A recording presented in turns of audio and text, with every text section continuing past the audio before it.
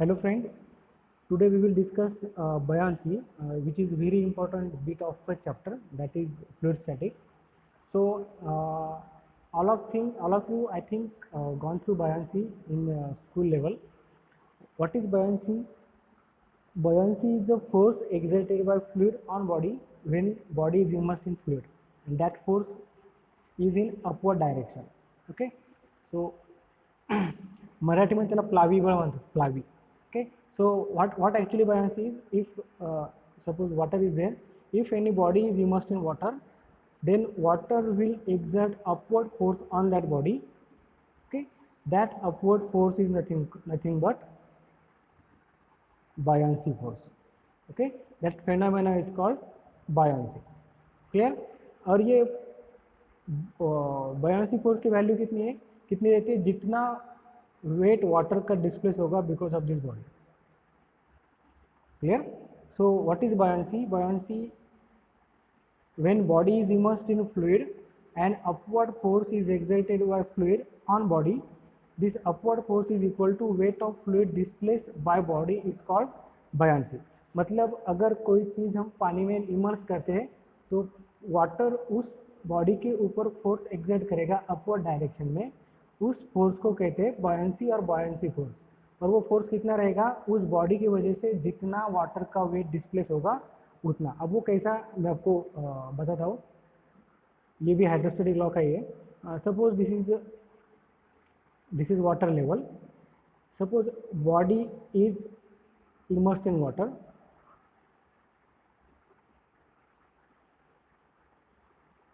ये suppose H1 है और ये H2 है. जो अपर पार्ट है इस बॉडी का वो सरफेस से H1 डिस्टेंस पर रहेगा और जो लोअर पार्ट है सपोज वो H2 डिस्टेंस पर है. तब अब आपको मालूम है हाइड्रोस्टैटिक फोर्स अप्लाई होगा, तो इस डायरेक्शन में जो भी फोर्स अप्लाई होगा वो इक्वल एंड अपोजिट तो कैंसिल हो जाएगा. ठीक है. ऊपर के सरफेस पे हाइड्रोस्टैटिक फोर्स अप्लाई होगा, प्रेशर फोर्स, और नीचे के सरफेस पे इस तरह प्रेशर फोर्स एक्ट होगा. क्लियर? समझ में आ गया? ये अपनी बॉडी के ऊपर से हाइड्रोस्टैटिक फोर्स मतलब टोटल प्रेशर अप्लाई हो रहा है, नीचे से भी टोटल प्रेशर अप्लाई हो रहा है. इस डायरेक्शन में equal and opposite pressure force है तो वो कैंसिल हो जाएगा, ये हम कंसिडर नहीं करेंगे. इनका हाइट अलग अलग होने की वजह से ये इनकी वैल्यू अलग अलग रहेंगी, अपवर्ड फोर्स की और डाउनवर्ड फोर्स की. तो ये फोर्स कितना रहेगा? इसका प्रेशर इंटेंसिटी कितना रहेगी? रो जी H1 बराबर, और इसकी कितनी रहेगी? रो जी H2. क्लियर? तो ऊपर की रो जी H1, नीचे की रो जी H2. अब डाउनवर्ड फोर्स ज़्यादा रहेगा, ये याद रखो, मैं इसको बिठाने वाला हूँ. तो नेट कितना फोर्स उसके ऊपर रहेगा?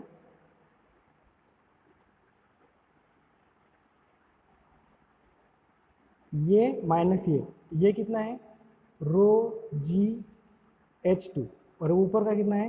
रो जी H1. तो ये कितना होगा? रो जी H2 माइनस H1. ऑब्वियसली ये प्रेशर लिया है हमने, तो प्रेशर इंटेंसिटी के लिए हमने इसको एरिया से ये कर दिया. ओके, तो ये कितना होगा? रो जी H2 minus H1 into D A. Okay, तो H2 माइनस H1 क्या है? ये H1 है और ये H2 है. तो इस बॉडी की जो लेंथ है this is nothing but H2 minus H1. Okay, so rho G ये बॉडी की लेंथ और D A area into length, इसको हम वॉल्यूम कह सकते हैं. ओके, मैं इसको भी लिखता हूँ वॉल्यूम. तो हमें कितना फोर्स मिला? रो जी वी. ये रो जी एच प्रेशर इंटेंसिटी है, हमें प्रेशर फोर्स निकालना इसलिए हमने एरिया से मल्टीप्लाई किया, ये बात ध्यान में रखो. तो हमें कितना फोर्स मिला? रो जी और ये वॉल्यूम. तो ये वॉल्यूम क्या है? जो बॉडी हमने वाटर में इमर्स की तो उस बॉडी के वॉल्यूम, इतना वाटर का वॉल्यूम डिस्प्लेस हो जाएगा बराबर, वाटर वहाँ से हट जाएगा, उस बॉडी को अपनी जगह मिलेगी. तो हम क्या कह सकते हैं? This is nothing but volume of this body और volume of water displace because of this body. Clear? What is this V? Volume of water displace because of this body, क्योंकि हम रो वाटर का ले रहे हैं, G acceleration due to gravity, और volume water का, तो ये क्या हुआ रो जी वी, ये हो गया वेट, बराबर, क्योंकि weight equals to M G, और मास को लिख सकते हैं हम rho into V into G, rho V G या रो जी वी दोनों एक ही, तो ये क्या हुआ rho G V weight of water displace, मतलब जितना वेट इस बॉडी की वजह से वाटर का डिस्प्लेस हो, वाटर का, बॉडी का नहीं है, बॉडी का वेट नहीं, ये बात क्लियर कर लो, क्योंकि हम रो वाटर का है यहाँ पर, तो ये बात ध्यान में रख लो कि इस बॉडी की वजह से इतना वॉल्यूम वाटर का डिस्प्लेस हो गया, और उतने डिस्प्लेस हुए वॉल्यूम का वेट कितना है रो जी वी, तो उतना बायोंसी फोर्स इस बॉडी के ऊपर डाउनवर्ड डायरेक्शन में अप्लाई होगा। समझ में आ गया, बहुत ही इंपॉर्टेंट था।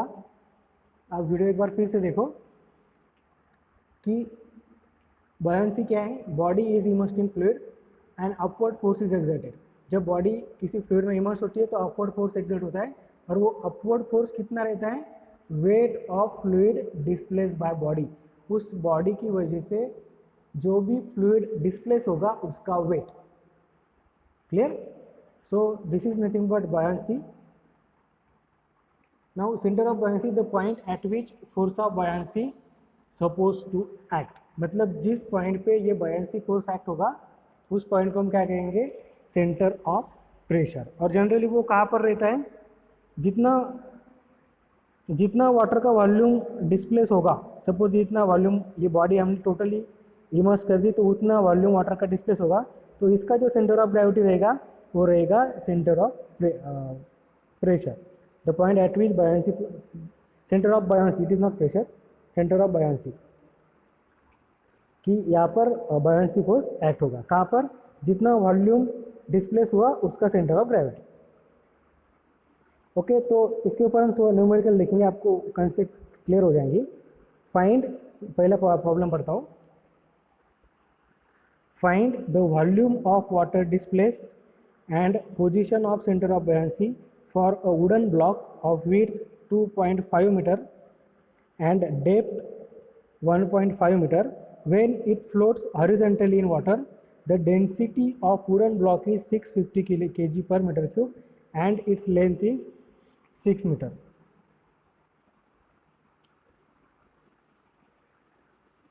ओके, तो क्या दिया है, एक वुडन ब्लॉक है रेक्टेंगुलर जो वाटर में फ्लोट करता है।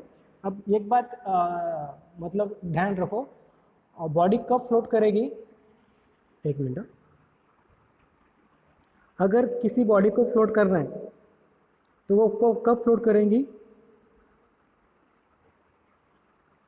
सपोज ये बॉडी है, इसको फ्लोट करना है, तो इसके ऊपर जो भी बायोंसी फोर्स अप्लाई होगा that must be equal to इस बॉडी का जो भी वेट होगा, इस बॉडी का वेट अगर बायोंसी फोर्स ने बैलेंस कर दिया तो वो बॉडी फ्लोट करेगी, मतलब उस बॉडी ने अपने वेट इतना, बायोंसी फोर्स अगर उस बॉडी के ऊपर एक्ट हो रहा है नीचे से तो वो बॉडी फ्लोट होगी, अगर उस बॉडी के वेट इतना फोर्स नहीं एक्ट हो रहा है, मतलब जब ये बायोंसी फोर्स बॉडी के वेट से कम रहेगा तो वो बॉडी डूब जाएंगी।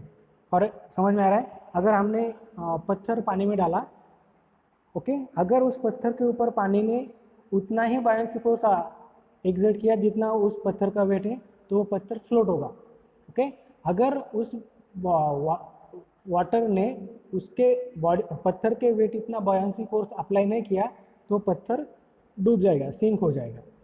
ओके, तो एक बात ध्यान में रखो, अगर buoyancy force equals to weight of body है तो वो बॉडी फ्लोट करेगी, मतलब बॉडी को नीचे से उसके वेट इतना फोर्स मिलेगा, बॉडी के वेट इतना फोर्स नीचे से एक्ट होगा तो वो बॉडी सरफेस पे ही रहेगी, अगर उसके वेट इतना बायोंसी फोर्स नहीं मिला तो वो बॉडी डूब जाएगी, इस केस में वो बॉडी डूब जाएगी।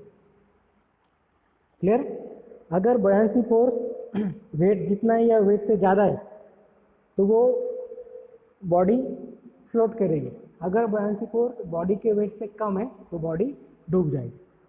अब यहाँ पर क्या दिया है कि वुडन ब्लॉक फ्लोट कर रहा है, मतलब वुडन ब्लॉक के वेट जितना वाटर डिस्प्लेस हो गया है, मतलब उतना बायोंसी फोर्स उसके ऊपर एक्ट हो रहा है। ओके, अब उसका डायमेंशन भी दिया है, उसकी विड्थ दिया है 2.5, उसकी डेप्थ दी है 1.5 मीटर, उसकी जो लेंथ इस साइड में ये कितनी है,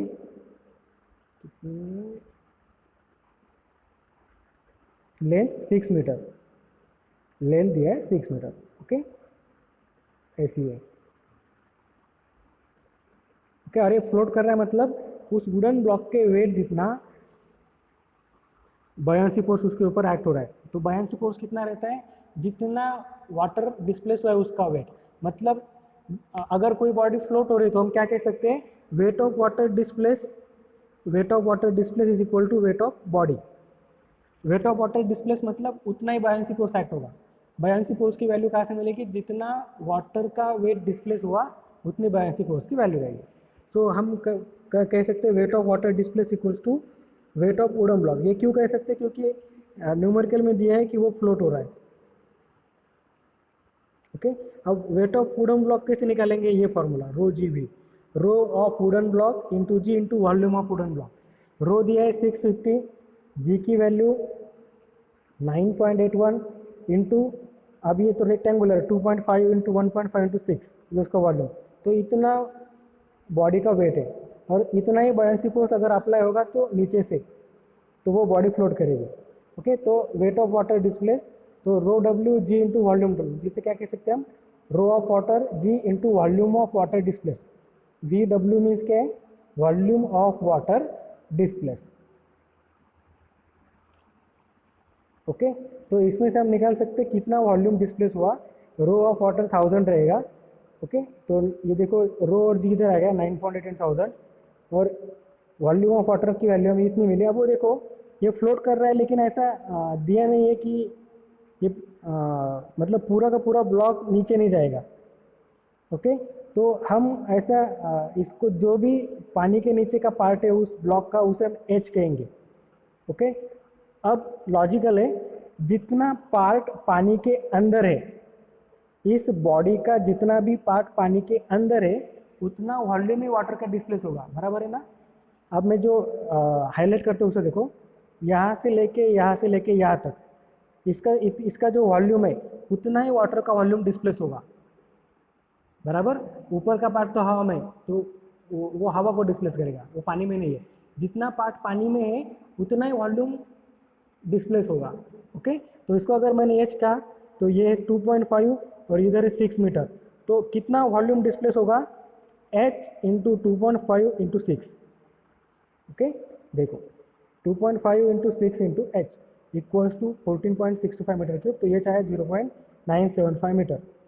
तो ये पानी के अंदर कितना है ब्लॉक, 0.97 मीटर, बाकी का पार्ट ऊपर है। ओके, और इसका जो सेंटर ऑफ ग्रेविटी रहेगा वहाँ पर वो बयान्सी फोर्स एक्ट होगा। तो ये कितना है 975, मतलब इसका सेंटर पॉइंट, तो ये h/2 लेवल से, तो कितना आएगा वो 0.4875 मीटर। क्लियर, दो चीज़ें भूलना नहीं कि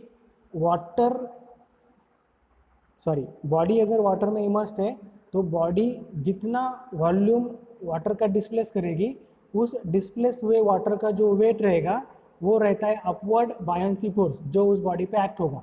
अगर वो अपवर्ड बायन्सी फोर्स उस बॉडी के वेट जितना है तो वो बॉडी फ्लोट करेगी, या उससे ज़्यादा है तो भी फ्लोट करेगी। मतलब बायन्सी फोर्स की वैल्यू वेट से अगर ज़्यादा है या वेट जितनी है तो वो बॉडी फ्लोट करेगी। लेकिन बायन्सी फोर्स अगर उस बॉडी के वेट से कम है तो वो बॉडी डूब जाएगी। और दूसरी बात, वो बॉडी कितना वाटर डिस्प्लेस करेगी, जितना वो बॉडी पानी के अंदर है। अगर वो कंप्लीटली पानी के अंदर है तो उसके वॉल्यूम जितना वाटर का वॉल्यूम वो डिस्प्लेस करेगी। ओके, अगर वो तैर रही है बलून जैसे, तो बलून का जितना भी पार्ट उस पानी में उतना ही वॉल्यूम वाटर का डिस्प्लेस होगा। पूरे बलून के वॉल्यूम जितना पानी डिस्प्लेस नहीं होगा, बलून का जितना पार्ट पानी में है उस पार्ट का जितना वॉल्यूम है उतना ही वाटर का वॉल्यूम डिस्प्लेस होगा। अगर वो डिस्प्लेस हुए वाले वाटर का वेट अगर उस पूरे बलून या उस बॉडी के जितना है तो वो बॉडी फ्लोट करेगी, नहीं तो डूब जाएगी। इसीलिए जनरली स्टोन या पत्थर है वो पानी में डूबते हैं, क्योंकि वो उतना वॉल्यूम वाटर का डिस्प्लेस नहीं कर पाते जितना उनके वेट को बैलेंस कर सके। ओके। अगर ज़्यादा वॉल्यूम डिस्प्लेस किया उस बॉडी ने तो वो आराम से पानी के ऊपर फ्लोट कर सकती है। अब दूसरा न्यूमेरिकल हम देखेंगे। A stone weighs 392.4 newton in air and 196.2 newton in water. Compute volume of stone and its specific gravity. तो बहुत सिंपल है। एक स्टोन है जो हमने अभी एयर में पकड़ा है, उसकी वेट कितना है 392.4। ओके। और वो स्टोन को अगर हमने वाटर में इमर्स कर दिया तो उसका वेट हो रहा है 96.2। कम क्यों हो रहा है? क्योंकि नीचे से उसको बायंसी फोर्स अप्लाई हो रहा। Okay, clear? मतलब बायंसी फोर्स क्या है? Weight of water displace. तो weight of water displace plus 196.2 equals to 392.6। इसका जो वेट है 390, वो पानी में 196 ही मेजर कर रहा है, क्योंकि इसके नीचे से इतना वेट लग रहा है, बायंसी फोर्स उसके ऊपर एक्ट हो रहा है, बराबर। तो कितना बायंसी फोर्स एक्ट होगा? Weight of water displace equals to weight of stone in air minus weight of stone in water. तो 392.4 माइनस 196.2 इक्वल्स टू कितना वाटर का वेट डिस्प्लेस हो गया? 196.2। मतलब नीचे से 196.2 फोर्स लग रहा है और फिर भी उसका वेट 196.2 है। मतलब उसका पूरा वेट कितना होगा? ये प्लस ये 392.4। समझ में आ गया? वाटर में उसका वेट इतना क्यों हो रहा है? क्योंकि नीचे से उसको वाटर लिफ्ट कर रहा है। और कितना फोर्स लगा रहा है उस लिफ्ट करने के लिए? इतना। अब उसका वॉल्यूम आराम से निकाल सकते हैं। उसने इतना वेट ऑफ वाटर डिस्प्लेस कर दिया है, तो उसने कितना वॉल्यूम डिस्प्लेस कर दिया है? वाटर का रो जी वी इक्वल्स टू उसका वेट इतना है, तो हम वी आराम से निकाल सकते हैं। वेट ऑफ वाटर मिला 196.2, इसको हम लिख सकते हैं rho water g volume of water displace equals to 196.2। अब वॉल्यूम ऑफ वाटर डिस्प्लेस कितना रहेगा? वो पूरा का पूरा स्टोन पानी में, तो वो अपने वॉल्यूम इतना ही वॉल्यूम डिस्प्लेस करेगा। अगर वो पूरे के पूरा पानी में, तो उसने उसका जो वॉल्यूम पानी के अंदर है उतने वॉल्यूम वाटर वहाँ से डिस्प्लेस हो गया है। मतलब यहाँ पर वॉल्यूम ऑफ वाटर डिस्प्लेस कितना रहेगा? वॉल्यूम ऑफ स्टोन, क्योंकि वो कंप्लीटली पानी के नीचे। तो ये अगर हमने कैलकुलेट किया तो हमें मिलेगा वॉल्यूम ऑफ वाटर डिस्प्लेस। और ये यहाँ से हम उसकी वेट डेंसिटी भी निकाल सकते हैं, क्योंकि हमें उसका वेट मालूम है, उसका वॉल्यूम मालूम है, तो हम उसका स्पेसिफिक ग्रेविटी भी निकाल सकते हैं। समझ में आ गया? बहुत सिंपल था, फिर भी मैं थोड़ा रिवाइज करूँगा। कुछ इंपॉर्टेंट चीज़ें कि बायंसी क्या है? When a body is immersed in fluid, fluid exert upward force on that body, that upward force is called buoyancy force and which is equal to weight of volume weight of fluid displace. जितना भी fluid displace हुआ है उसका उतना weight is nothing but buoyancy force. मतलब अगर किसी चीज़ को वाटर के ऊपर फ्लोट होना है तो उस चीज़ को उतना उसके वेट जितना वाटर डिस्प्लेस करना होगा, ताकि उसका वेट और जो नीचे बायंसी फोर्स मिलने वाला है वाटर से, वो दोनों सेम हो जाए और वो फ्लोट करे, बराबर। किसी चीज़ को अगर फ्लोट करना है तो उसे अपने वेट जितना वाटर डिस्प्लेस करना होगा या अपने वेट से ज़्यादा वाटर डिस्प्लेस करना होगा, तभी वो फ्लोट कर पाएगा। अगर वो अपने वेट जितना वाटर डिस्प्लेस नहीं कर पाया तो वो उसको नीचे से उतना बायंसी फोर्स नहीं मिलेगा और वो सिंक हो जाएगा, डूब जाएगा। ओके। और दूसरी चीज़ कि ये जो बायंसी फोर्स एक्ट होता है उस पॉइंट को सेंटर ऑफ बायंसी कहते हैं। बाय मिस्टेक हो गए, सेंटर ऑफ बायंसी। और दूसरी चीज़ ध्यान में रखने वाली क्या है? अगर कोई बॉडी ऐसे फ्लोट कर रही है तो जितना पार्ट पानी के अंदर है उतना वॉल्यूम वाटर का डिस्प्लेस होगा। मतलब उतने बॉडी के वॉल्यूम जितना वाटर डिस्प्लेस होगा। अगर पूरी की पूरी बॉडी वाटर में है तो वो पूरे के पूरे बॉडी के वॉल्यूम जितना वाटर का वॉल्यूम डिस्प्लेस होगा। ये चीज़ें ध्यान में रखो। ओके। अगर कोई चीज़ फ्लोट हो रही है तो जितना पार्ट पानी के नीचे उतने पार्ट का वॉल्यूम जितना वाटर का वॉल्यूम डिस्प्लेस होगा। अगर वो पूरी की पूरी चीज़ पानी के अंदर है तो उस पूरी के पूरे बॉडी के वॉल्यूम जितना वाटर का वॉल्यूम डिस्प्लेस होगा। अब ये जो भी वाटर का वॉल्यूम डिस्प्लेस होगा है उसका आप वेट निकालेंगे तो वो आपको मिलेगा वेट ऑफ वाटर डिस्प्लेस। ठीक है, कल हम देखेंगे मेटा सेंटर। Thank you.